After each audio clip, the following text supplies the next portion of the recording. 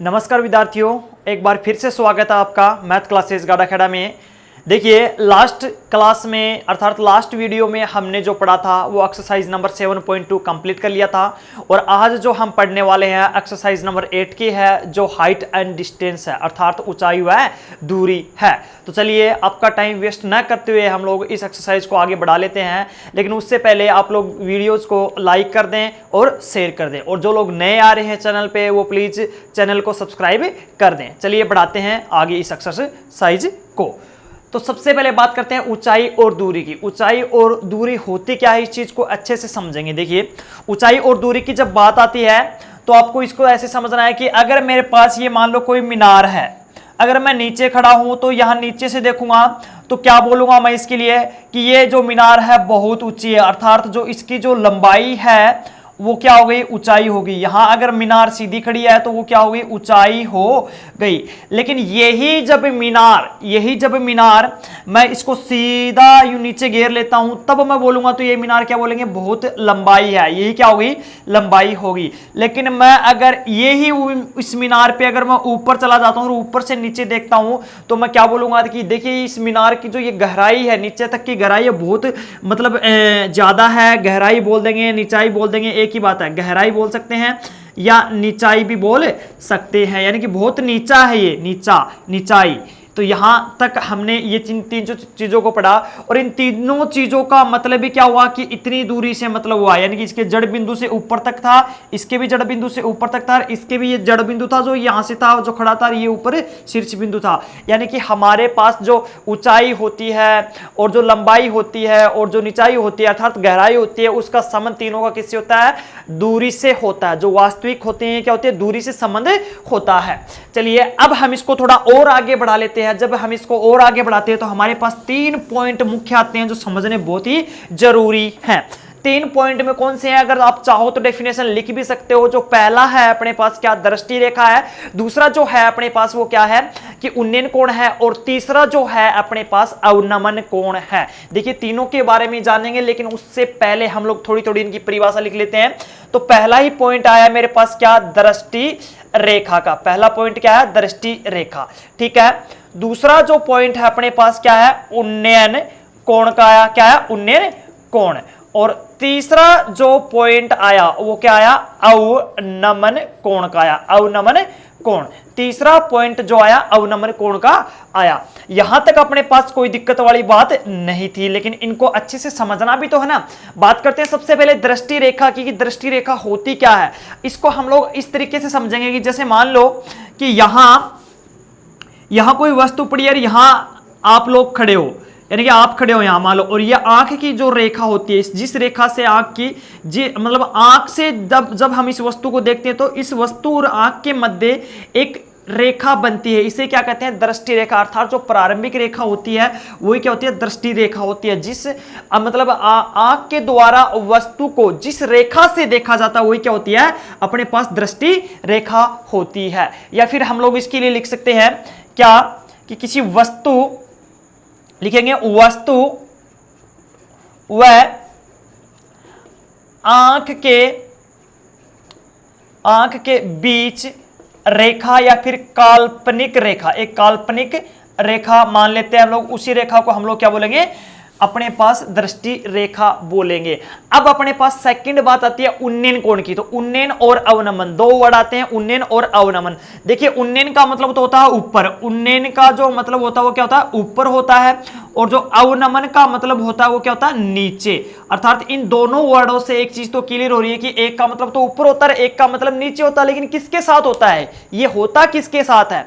देखिए ये जो होता है वो दृष्टि रेखा से संबंध रखता है। दृष्टि रेखा कैसे, कि देखिए इसको अच्छे से एग्जांपल से समझते हैं। पहले लिख लेते हैं कि क्या, कि ऊपर की ओर देखने पर, लिखेंगे भैया क्या, कि ऊपर की ओर देखने पर दृष्टि रेखा के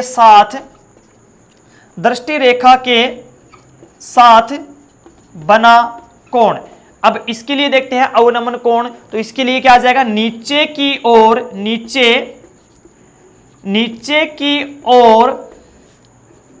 देखने पर दृष्टि रेखा के साथ बना कोण, यानी कि अपने पास जो उन्नयन कोण होता है वो तो ऊपर की ओर देखेंगे तब बनेगा, और जो अवनमन कोण होता है वो कब बनेगा, जब नीचे की ओर देखेंगे तभी बनेगा। ये चीज क्लियर हुई। इसको एक अच्छे से एग्जांपल के साथ समझते हैं। देखिए कि मान लेते हैं कि यहां हम लोग खड़े हैं, यानी कि ये मान लो कि ये हम है और यहां एक कोई कुत्ता बैठा है, कुत्ता डॉग, ठीक है। ये हमें स्टार्टिंग से देखेगा, देखते रहना, स्टार्टिंग से देखेगा। और यहां मान लो एक पेड़ है, हम पेड़ के सारे खड़े हैं और ये मान लो कि ये कुत्ता हमें देखेगा, स्टार्टिंग से देखेगा तो देखते घूरना स्टार्ट करेगा। क्या स्टार्ट करेगा? घूरना स्टार्ट करेगा। यानी कि इस कुत्ते की आंख और हमारे बीच जो एक रेखा बनी वो तो क्या होगी भैया? दृष्टि रेखा होगी। क्या होगी? दृष्टि रेखा। लेकिन आपको समझना ये है कि जैसे ये कुत्ता इसको घूरेगा, मतलब घूरेगा, तो ये जो बंदा है यहाँ पे, जो भी व्यक्ति है, पर्सन जो भी है, ये क्या करेगा? यहां से डरेगा, और जैसे ये डरेगा और डर के कहां? इस पेड़ के ऊपर चढ़ जाएगा। ये क्या था? पेड़। तो ये पेड़ के ऊपर चढ़ गया। मान लेते हैं कहां चढ़ गया? ये पेड़ के जस्ट ऊपर चढ़ गया। अब ये क्या करेगा? डॉग यहां न देख के कहां देखेगा? ऊपर देखेगा। देखते रहना भैया, ऊपर की ओर देखेगा। कहां देखेगा? ऊपर की ओर देखेगा। अब देखिए ये ऊपर की ओर जब इसने देखा तो ये दृष्टि रेखा थी, और ये दृष्टि रेखा और ये जो अब जो रेखा है, अब जो रेखा कौन सी? उन्नयन रेखा। अब जो रेखा है, इन दोनों के मध्य जो बना कोण है वो ही क्या होगा? उन्नयन कोण होगा। इन दोनों के मध्य बना कोण क्या मान लिया हमने? थीटा मान लिया, जो क्या होगा? उन्नयन कोण होगा। कौन सा होगा भैया? उन्नयन कोण होगा। यहां तक समझ में आया? यानी कि जब हम ऊपर देखते हैं ना, हमारी एक दृष्टि रेखा से ऊपर देखते हैं, जैसे मैं आपकी तरफ देख रहा हूं तो ये मेरी सीधी रेखा होगी, यानी कि जिसको हम लोग दृष्टि रेखा बोल रहे हैं। मैं आपकी तरफ देख रहा हूं प्रॉपर, और अब देखिए जब मैं आपकी तरफ देखने के बाद जब मैं ऊपर देखता हूं, यानी कि ये वाली तो अपनी क्या होगी भैया? जस्ट मेरे हाथ के सीधे वाली तो दृष्टि रेखा होगी। अब मैंने जस्ट ऊपर देखा तो ये जो ये एंगल बनेगा, मेरी जो नजर से, अब वो जो वस्तु को देख रहा हूं मैं, वहां से और मेरी नजर के बीच जो रेखा बनेगी और ये जो एंगल बनेगा वो क्या होगा? उन्नयन कोण होगा। ये चीज भी अच्छे से समझ में आएगी। अब देखिए, अब थोड़ा और आगे बढ़ा लेते हैं इसको। देखिए और आगे बढ़ा लेते हैं। चलिए अवनमन की बात कर लेते हैं। अवनमन की बात करते हैं तो इसके लिए और भी ऐसा ही एग्जांपल लेते हैं कि मान लिया कि आप छत पे बैठे थे, एक मीनार है, इधर भी एक मीनार है बाजू में, यहां किसी ने एक डॉग पाल रखा, डॉग, कुत्ता है इसके पास एक डॉग, ठीक है। यहां एक कुत्ता, इस पे देखिए कुत्ता, छत पे कुत्ता है, ठीक है। इसने देखा, देखते ही घूरना स्टार्ट किया, तो आपने क्या किया कि आप डर गए, और डर से ही, क्योंकि कुत्ता जब भी घूरेगा तो हमें मतलब आपन क्यों है? डर लगा है, और डर लगा तो आप क्या करेंगे? बस जगह छोड़ देगा। अगर आप खड़े आओ तो वह जगह छोड़ के आगे बढ़ाएंगे, या फिर भाग जाऊंगा, या फिर छत पे आओ तो नीचे आ जाऊंगा, या फिर नीचे तो ऊपर चला जाऊंगा। यानी कि आप जो अपनी कंडीशन है वो चेंज कर लेगा।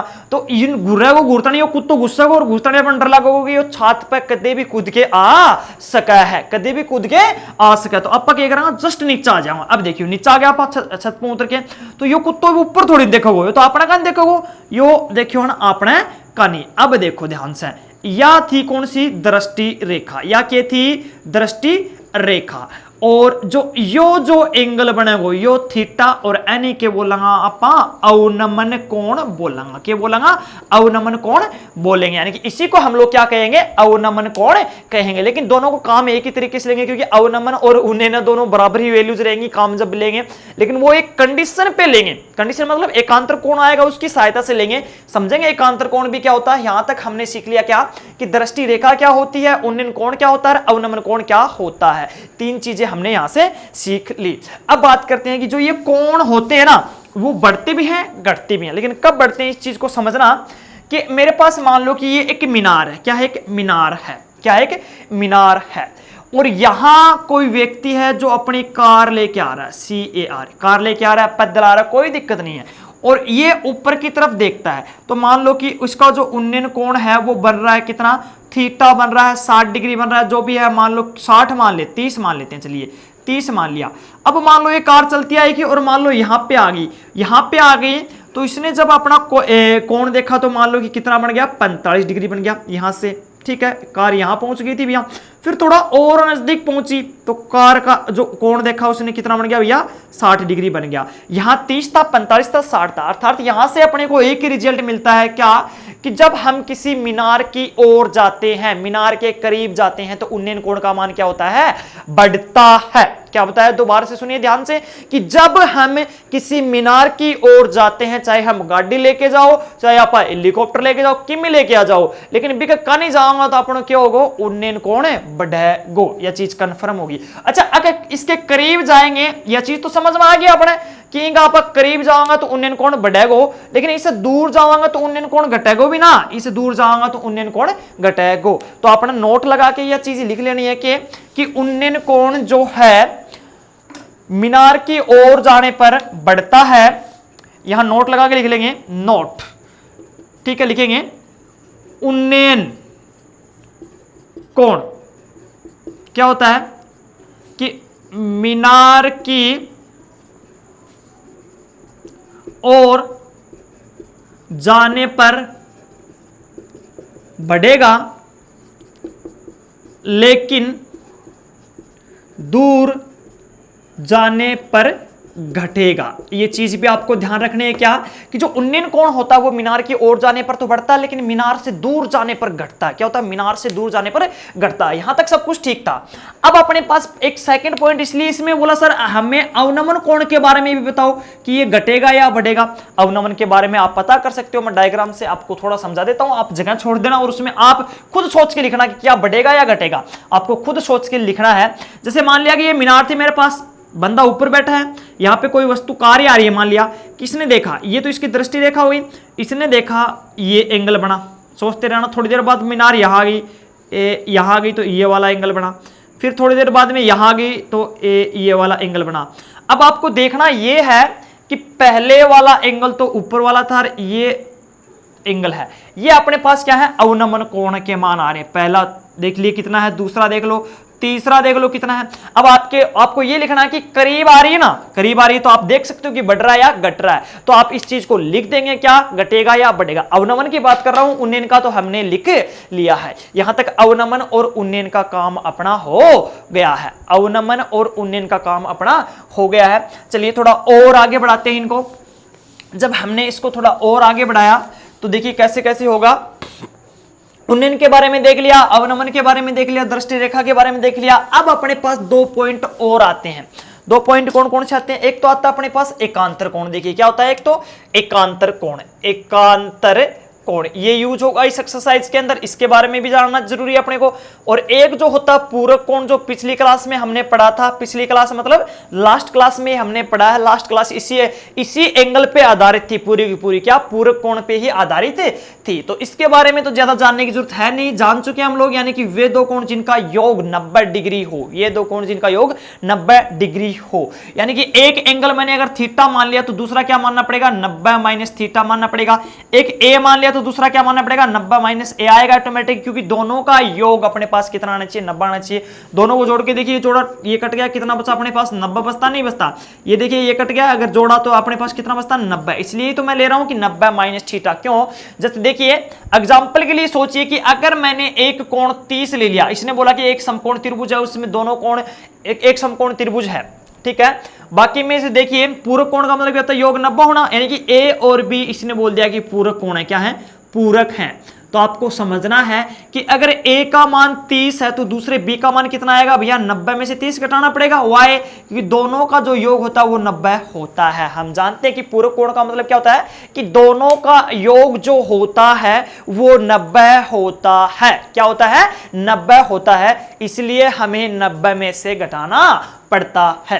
तो इसलिए देखिए इस चीज को यहां समझने की कोशिश कीजिए। अगर मान लो कि 30 में से तो पता चल जाता है कि दूसरे का, देखिए अगर मैंने मान लो कि पहले का x माना तो दूसरा जो एंगल है, जैसे ये एंगल थे a और b है, मान लो ये दोनों के दोनों क्या है? पूरक कोण है। ये दोनों के दोनों क्या है? पूरक कोण है। मान लिया मैंने पहले को x मान लिया तो दूसरा कितना आएगा भैया? 90 माइनस x आएगा। क्यों आएगा? क्योंकि दोनों का योग 90 होगा। दोनों का योग 90 होगा। पहला x हो गया तो दूसरा कब आएगा? जब 90 में से x माइनस कर दूंगा तभी तो आएगा ना। अगर पहला मैंने थीटा मान लिया तो दूसरा कितना होगा भैया? 90 माइनस थीटा आएगा। अगर पहला मैंने कुछ भी मान लिया, अगर a है तो दूसरा कितना आएगा भैया? 90 माइनस a ही होगा। यानी कि इन चीजों को अच्छे से समझ के हमें सोल्व करना है। इनको जोड़ के देखिए 90 आएगा, प्लस किया तो देखिए x प्लस का, ये x माइनस का, योग कितना आया? 90। और इनको जोड़ के देखिए थीटा प्लस का थीटा माइनस का योग कितना 90 है। इनको जोड़ के देखिए ए से ए कैंसिल कितना 90 है। तो यहां तक हमने इनको सोल्व कर लिया। अब थोड़ा और आगे बढ़ाते हैं तो देखिए हमारे को क्या देखने को मिलता है इसमें, पूरक कोण हो गया, एकांतर कोण बचा अपना, एकांतर कोण को और समझ लेते हैं। एकांतर कोण में क्या बताया इसने, देखिए एकांतर कोण का मतलब होता है कि जब दो समांतर रेखाओं को एक तिर्यक रेखा काटती है, क्या बताया कि जब दो समांतर रेखाओं को एक तिर्यक रेखा काटती है तो ये जो जेड की आकृति में बने कोण होते हैं ये परस्पर एकांतर कोण होते हैं और इनके मान भी परस्पर समान होते हैं। तो देखिए ये जेड की आकृति में बन रहा है ये वाला।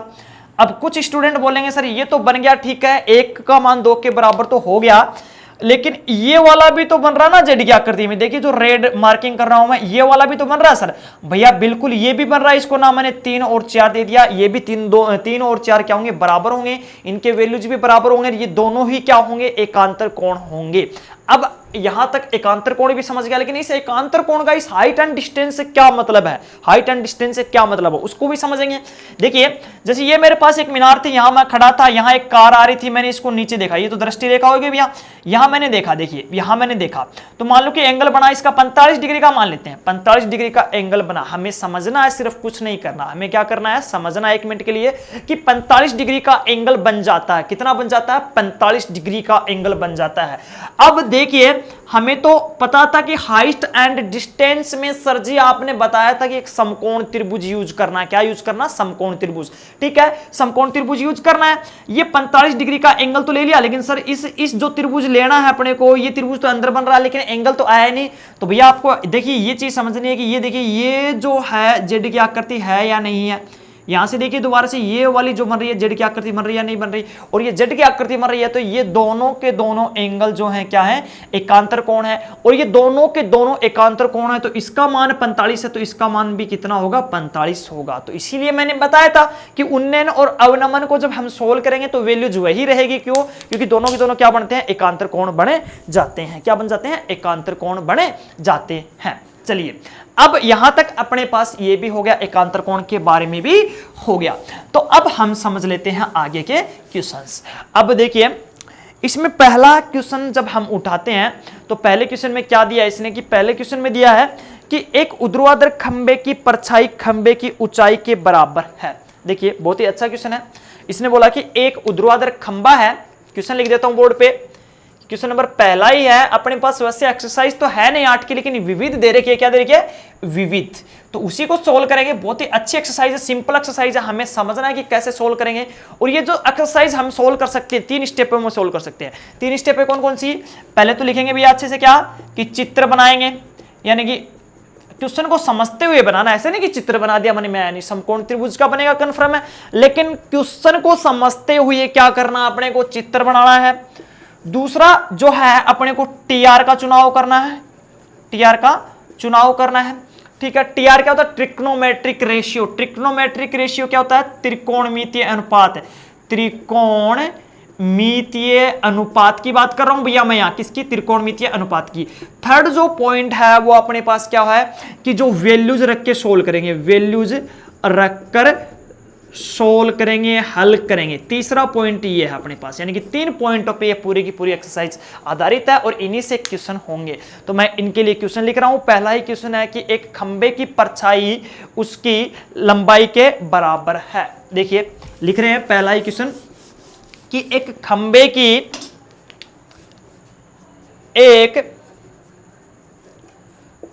की परछाई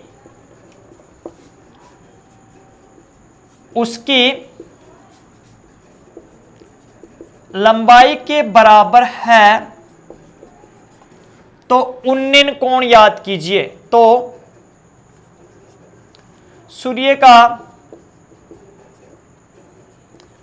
उन्नयन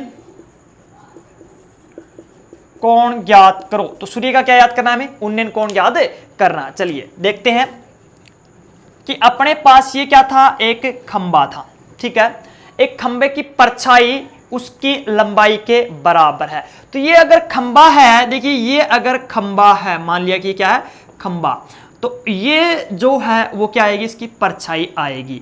ये जो है अपने पास ऊंचाई मान लेते हैं h, इसकी ऊंचाई क्या मान ली मैंने, h इकाई मान ली, क्या मान ली, h इकाई मान ली।